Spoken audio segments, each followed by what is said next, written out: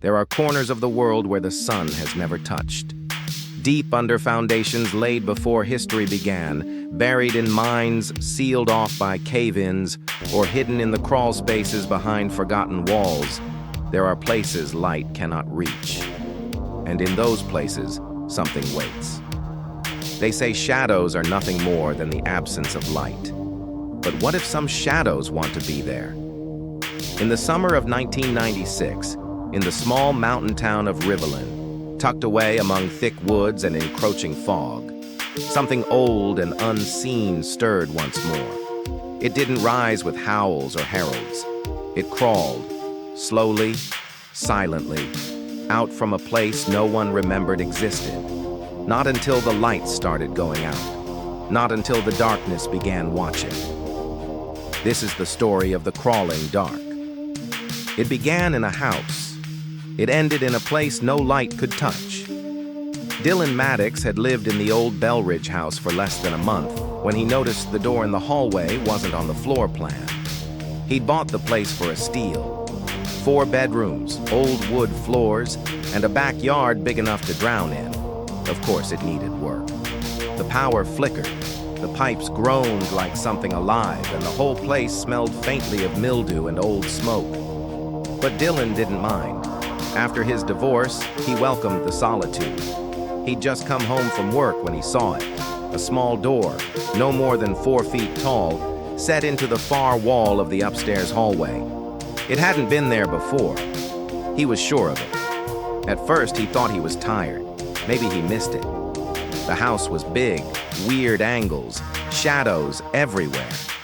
But when he reached for the knob, a sudden wave of cold air brushed over his hand, and the hallway light buzzed and died. "Great," he muttered, thumbing the switch. Nothing. He fetched a flashlight from the kitchen drawer and came back.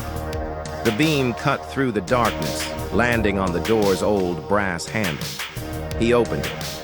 Beyond was a narrow staircase leading down, far deeper than the house should have gone. He shone the light down into it, but the beam seemed to vanish into pitch black, as if the darkness swallowed it. A strange sound drifted up from below, a rustling, like dry leaves scraping stone. Then silence. He slammed the door shut. Later that night, he told himself it was probably some old root cellar or maybe an access tunnel. This house was over a century old.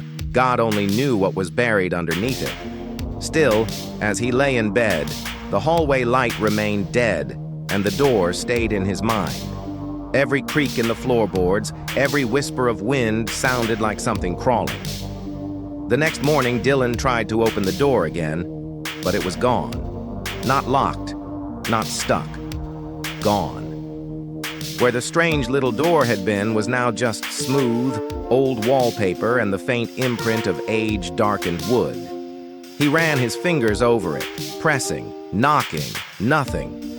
He told himself he imagined it. Maybe he dreamed it. The stress of the move, work, the loneliness. It could mess with your head. Still, something didn't sit right. That evening, he pulled out the original floor plans the realtor had given him. No mention of a second basement. But when he went digging through the town's Historical Society website, he found something stranger. The Belridge house had burned down in 1948. There had been no mention of that in the paperwork. The old house had been rebuilt, sure, but the original structure had been gutted. And according to a grainy black and white photo in the town archives, the basement had once extended much farther than what was shown now. Worse, he found a headline: "Family of 4 perish in mysterious basement fire. Cause unknown." The fire had started below ground. The investigators said it was like the flames came from beneath the floorboards. And when they pulled up the remains, there had been something odd. Claw marks on the concrete walls, long ones, thin, as if made by fingers. That night, Dylan stood in the upstairs hallway with his flashlight. He ran his fingers along the wall where the door had been. The light flickered. He heard something behind the walls. A slow, deliberate scrape. Then a whisper, so soft he almost didn't hear it. found you." The light went out. When Dylan woke the next morning, he swore he heard something moving downstairs. Not the usual creaks and groans of an old house. This was something deliberate, intentional, something alive. But when he checked, the house was eerily quiet. The power was still out in the hallway, and even the main light in the living room was dimmer than usual. The once steady hum of the refrigerator seemed to flicker in and out, like it was struggling to stay on. Dylan thought about calling the electrician again, but something told him it wasn't a problem with the power. He'd been staring at the flickering light bulbs for too long when something brushed past him in the dark hallway. At first, he thought it was a trick of the eye, but then he heard it. The scraping sound, closer. Then, a voice. No, not a voice. A whisper. "Where is the light?" Dylan froze. The whisper came again, softer this time, as if it was brushing against his skin. "Show me where the light is." A chill crept up his spine. He wanted to turn around to check behind him, but something held him still. The flickering light above him buzzed louder, casting dancing shadows across the walls. The whisper grew stronger. The house felt wrong, as if the walls themselves were closing in, pushing him toward the darkness that seemed to pulse around him. The light continued to flicker until, with a sudden pop, it went out entirely. The silence that followed was deafening. In the blackness, Dylan could feel something, no, someone, watching him. It was more than a presence, it was a hunger. A scraping sound began again, but now it came from below, from the basement. Dylan's stomach twisted. He had to move, had to get away. He stumbled toward the stairs, fumbling for his phone to use as a flashlight. His fingers trembled as he dialed the number of the electrician. The call rang twice, then went straight to voicemail. The light on his phone flickered, casting long, erratic shadows across the hallway. He could feel them now, eyes, unseen but heavy, tracking his every movement. "Come closer," a whisper came from the basement. "I'm waiting for you." Dylan's breath quickened and he backed away, his pulse hammering in his ears. The scraping noise grew louder, closer. Then the softest sound, a slow, deliberate creak, a door opening, somewhere beneath him. He turned and ran for the front door, desperate to escape, but as he reached for the handle, he froze. It was standing there, a figure, black, like a shadow that was too thick to be real, its shape amorphous, writhing in the dim light of his phone's screen. Eyes. Eyes within the blackness, pinpricks of red staring into him, reflecting his own terror. Dylan wanted to scream, but his throat was frozen. The thing moved closer, dragging itself forward with an unnatural slowness, its form distorting like it was made of smoke, alive, breathing, waiting. The lights flickered again, and then it was gone. Dylan didn't wait to see if it would return. He bolted out of the door, running into the heavy fog that clung to the streets. His heart raced as he stumbled over the uneven pavement, desperate to get away. But the whisper, it followed. "Where is the light?" Dylan didn't stop running until he reached the edge of town. His chest heaved with each breath, the cold air stinging his lungs. The fog rolled around him like an ocean, thick enough to swallow the streets, the houses, and everything else. His mind raced, but there was no clear thought, only the memory of the eyes, the cold breath on his neck, and the suffocating darkness that had followed him. His phone buzzed in his pocket, startling him. He pulled it out, barely able to focus on the screen. It was a text from his ex-wife, Rachel. "Dylan, I know things haven't been easy, but you need to talk to me. You can't keep this up on your own." He stared at the message, his thumb hovering over the screen. He wanted to reach out, to share the nightmare he was living, but he couldn't. Not yet. He wasn't sure if he could even explain what had happened, what was still happening. The whisper in the dark, the eyes that burned into him, hadn't left. It lingered, filling every corner of his mind. Where is the light?" The words came again, sharper, almost demanding. It wasn't just a whisper now. It was more like a presence, an entity that wasn't bound to any one place, but moved through the air like a sickness. Dylan looked up, trying to shake the haunting whispers from his head. His feet carried him to the park on the outskirts of town, the one with the dilapidated swing set and rusting jungle gym that no children ever played on. The fog was thinner here, but it still felt oppressive, like it was waiting for him to do something, to give in. He paused at the edge of the park, looking back toward his house. The streetlights behind him flickered, their light turning into a dull, fading glow.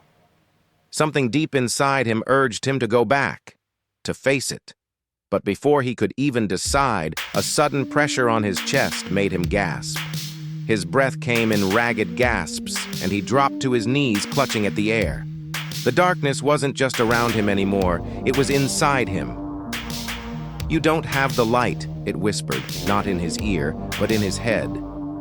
"But I will take it from you. I will take it all." He choked back a scream as a wave of panic surged through him. The sensation of being watched, of being hunted, was overwhelming. He could feel eyes upon him, countless, unseen eyes. He scrambled to his feet and turned, but the park was now completely different. The swings swayed back and forth on their own, creaking with an unnatural rhythm. The streetlights flickered violently, casting long shadows that seemed to stretch and twist, like dark tendrils reaching for him. Then he saw it. In the corner of his vision, behind the playground equipment, something moving. A shape, too large to be a shadow, too dark to be real. It was crawling toward him. Its movements were unnaturally slow, deliberate, like it was savoring the distance between them. "You cannot hide," the voice whispered again, this time from all around him. He stumbled backward, but his feet felt like they were glued to the ground. The air was thick with the weight of something ancient, something hungry. The figure moved closer, its form growing more defined with each passing second. It had no real shape, no clear features, just an endless blackness with piercing red eyes, always watching. Its presence pressed in on him, suffocating, and then it spoke. "Where is the light?" Dylan staggered back, his mind racing for any kind of escape.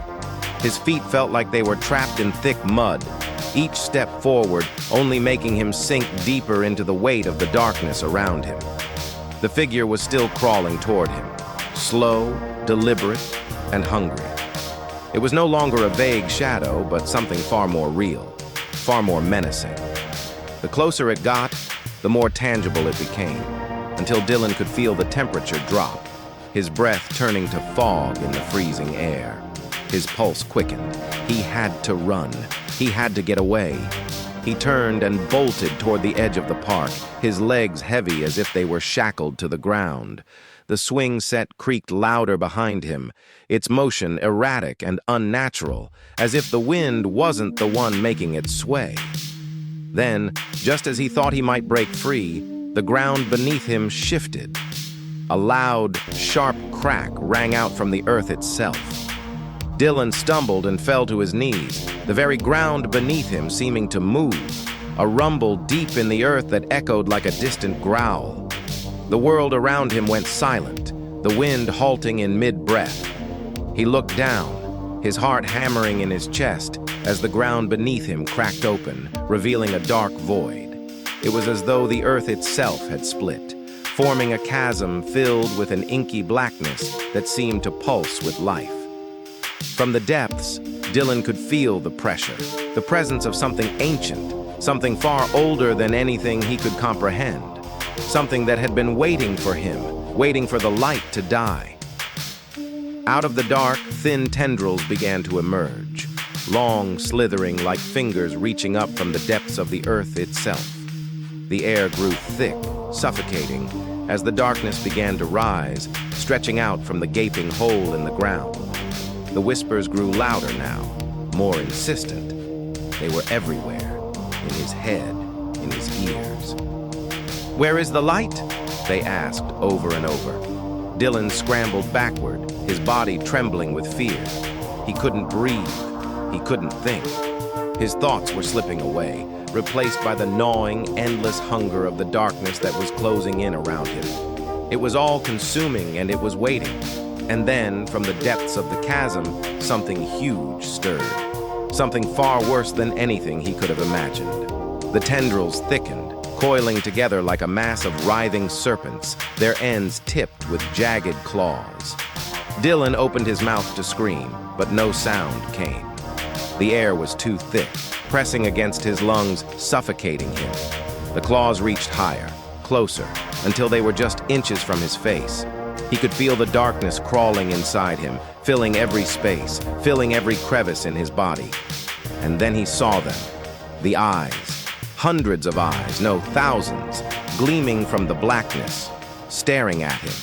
Each one a cold, burning red dot, watching him as the darkness closed in tighter. In a single, horrific moment, Dylan realized that there was no escape. The darkness was inside him. It had been there all along, waiting for the light to die. He was no longer alone. The crawling dark had found him. It had been waiting in the places where light could not reach, and now it was feeding on him. The last thing Dylan saw before the world went black was the darkness consuming everything. The park, the sky, his own vision. It was all swallowed, leaving nothing but an empty, endless abyss. The dark was thick and heavy, suffocating Dylan's senses. His chest rose and fell in shallow breaths, his skin clammy, his body trembling under the weight of something he couldn't see, but felt. The crawling dark surrounded him, and in its oppressive grip, every rational thought slipped further away. There was no light, there was nothing, except for the eyes. The eyes of the darkness were still watching him, burning with an insatiable hunger. They moved behind the veil of blackness, circling him like vultures, waiting for him to give in. Dylan's mind raced with thoughts of escape, but there was nowhere to go. The crawling dark had already consumed everything in its path. There was only him and the cold, unrelenting shadow that pressed in from all sides. He thought of his home, his life, the things he once cared about. Everything seemed so distant now, so small, compared to the overwhelming pull of the darkness.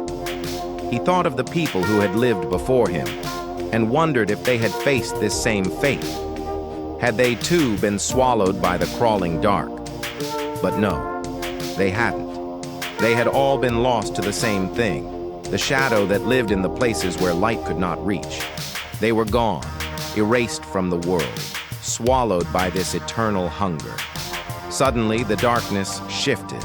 A noise cut through the air, a sound that felt like the very heartbeat of the void. It was the creaking of something vast, something ancient. It was the sound of an old door being pushed open, its hinges groaning in protest. Dylan's heart raced as the sound grew louder, the darkness itself seeming to tremble at the presence of whatever had emerged from the black. He could feel the shift in the air, a change, a disruption, something different. He tried to move, but his body was frozen, trapped in the blackened prison of his mind. Then the door opened. The light. A single, fragile beam broke through the darkness, faint but steady. It sliced through the void like a thin thread, casting long shadows across the void. Dylan gasped, but the sound was lost in the suffocating air. He saw it, the light, a single candle, flickering but unwavering, glowing with a purity that defied the crushing shadow. The light was small, almost laughably so, but it was enough. It was all he had, and it was his only hope. "The light," he whispered, his voice raw and desperate. "I have to keep it safe." He reached out, feeling the presence of the eyes around him, waiting. But now, he knew what to do. The light was his salvation, his only chance to survive. He had to protect it at all costs. As he wrapped his hands around the candle, the shadow recoiled, as though it were afraid of the light's warmth. It hissed, a sound like the wind whipping through a tunnel. The eyes seemed to retreat, the darkness pulling away, but not far enough. It was still there, lingering, watching. "You cannot hide from me," the voice whispered, softer now, almost pleading. Dylan clenched his teeth, refusing to let the darkness win. He took a deep breath, lifting the candle higher, holding it before him like a shield. The light flickered, stronger now, its warmth pushing back the coldness that had once seemed inescapable. The crawling dark recoiled again, but Dylan knew it wasn't over. It wasn't just a battle of light versus darkness. It was something far older, something far more primal. But the light could hold it back. The light from the candle cast long shadows on the ground, but they didn't feel oppressive anymore. For the first time, Dylan felt as though he had a sliver of control, like he could fight back against the thing that had haunted him for so long. The crawling dark was still there, still watching from the edges of his vision, but it seemed less real now. It was as though the world around him had split. The darkness remained, but the light had made a space for him to exist within it. He wasn't alone. He wasn't in the dark anymore. But the door remained open. It wasn't just any door. It was the same one Dylan had seen in his nightmare, the one that had appeared when the crawling dark had first reached out to him. The door stood wide open, as if inviting him to walk through. Dylan didn't know what lay beyond it, but he couldn't ignore the feeling that something was waiting for him on the other side. "The light is here," a voice whispered from the open door. It was familiar, a voice he had heard before, long ago. Rachel. She had come through the door, her face a hazy memory in his mind. "Come back to me, Dylan." The darkness churned around him, threatening to pull him back into its grasp. But the light burned brighter in his hands. He didn't have time to think. He didn't have time to question. The door was there, and Rachel's voice, the voice of the light, was calling to him. Dylan stepped forward, into the light, and the darkness recoiled. He stepped through the door, the light around him growing brighter, more intense. The air was fresher, cleaner, as if he had passed into a different world altogether. But the darkness had not left. It was still there, lingering, waiting for a chance to pull him back. He felt a weight on his chest, like something was pressing down on him. His skin crawled with the sensation of being watched.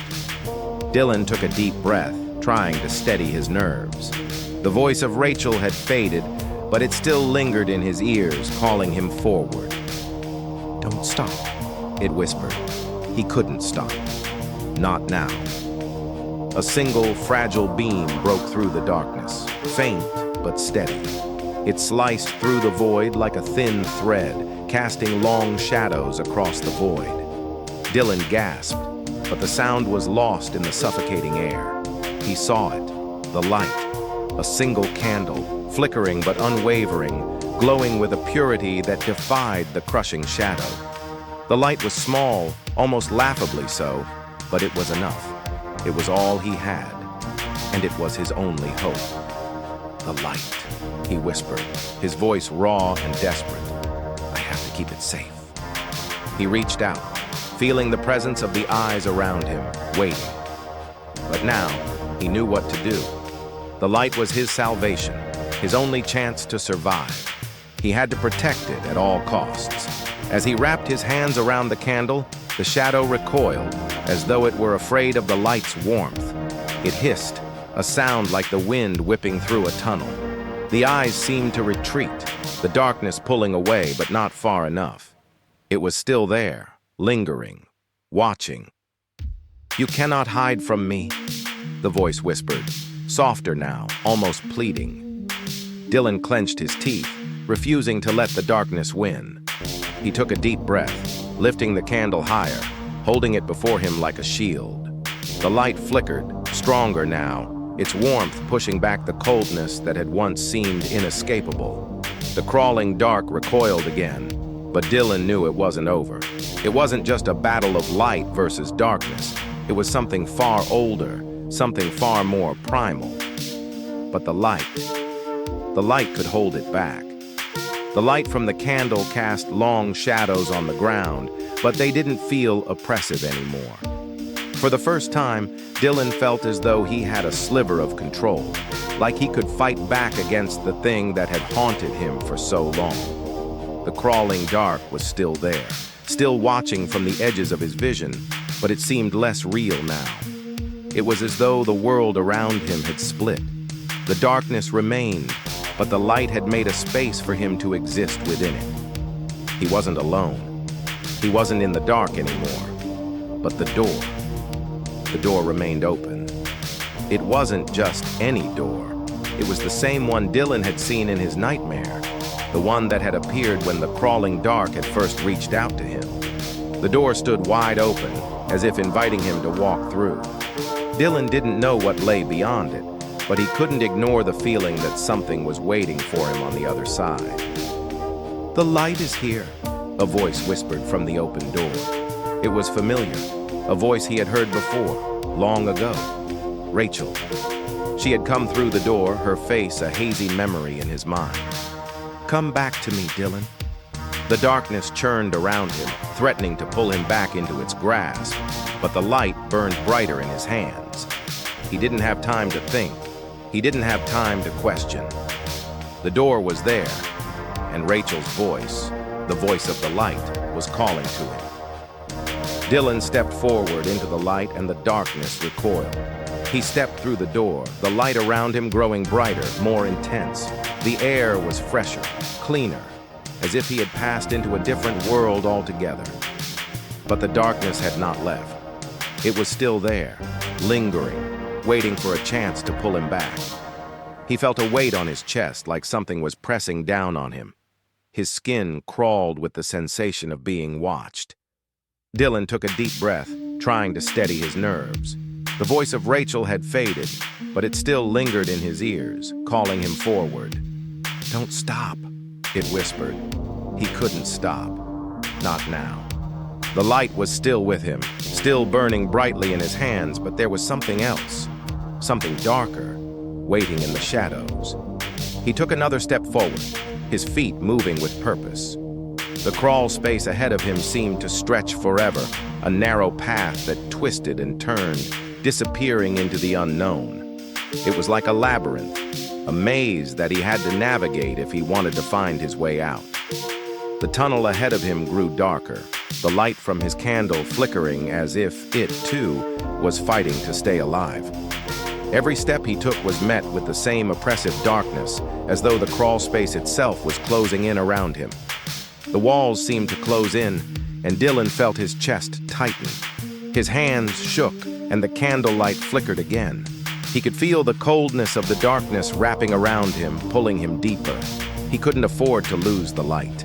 The dark would... Dylan reached the end of the crawl space, his heart pounding in his chest. The light ahead of him was growing brighter, but the shadows were still there, still pressing in, waiting for their chance to strike. He wasn't sure if he was ready for what lay beyond the crawl space, but there was no choice now. He stepped forward, into the light. Dylan emerged from the crawl space, stepping into the light, but it wasn't the sanctuary he'd hoped for. The darkness lingered, and he knew that the crawling dark would never truly leave him. He had survived, but the light could only keep it at bay for so long. The darkness remained.